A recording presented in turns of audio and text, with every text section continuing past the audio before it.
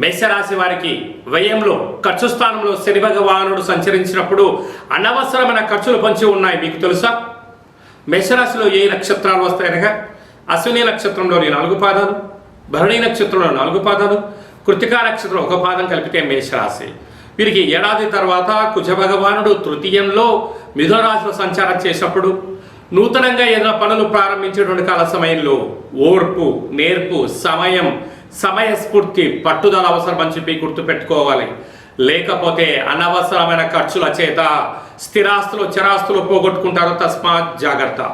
ఏడాది తర్వాత రవి భగవానుడు 12 ఏళ్ల తర్వాత దేవగురు బృహస్పతి ఉచ్చ స్థితిలో ఉన్నప్పుడు, సంయోగ సంచార స్థితిలో ఉన్నప్పుడు తల్లిదండ్రులతో, గురువులతో, ఆధ్యాత్మికవేత్తలతో మీరు సత్ప్రవర్తన ఎంత మీరు ఉండగలిగితే అంత అభివృద్ధిలోకి మీరు రాగలుగుతారు.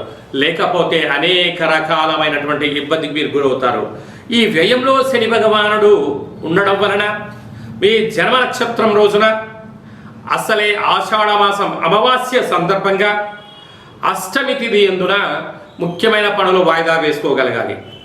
దీని వలన అనవసరమైన ఖర్చులు, హాస్పిటల్స్, వాహన ప్రమాదాలు, సీజన్లీగా వచ్చే వ్యాధుల నుంచి తప్పించుకోవడానికి ఎన్నో రకాల అవకాశాలు ఉంటాయి.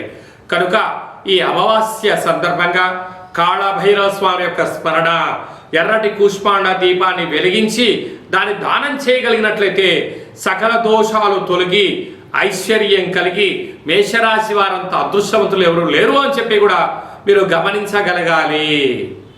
మీ వ్యక్తిగత జాతకం తెలుసుకోవాలనుకుంటున్నారా? అయితే మీ యొక్క పేరు, పుట్టినటువంటి తేదీ, నెల, సంవత్సరం, పుట్టిన సమయం రాసి వాట్సాప్ పంపించగలరు. డేట్ ఆఫ్ బర్త్లో లేనటువంటి వారు మీ పేరుని తెలియచేస్తూ, మీ యొక్క రాశిని తెలియచేస్తూ కాళభైరవ ఉపాసన చేత అనగా రమణ శాస్త్రం ద్వారా భూత భవిష్యత్ వర్తమానాన్ని తెలియచేయడం జరుగుతుంది. ఈ కింది నెంబర్ని అపాయింట్మెంట్ తీసుకొని సంప్రదించగలరు.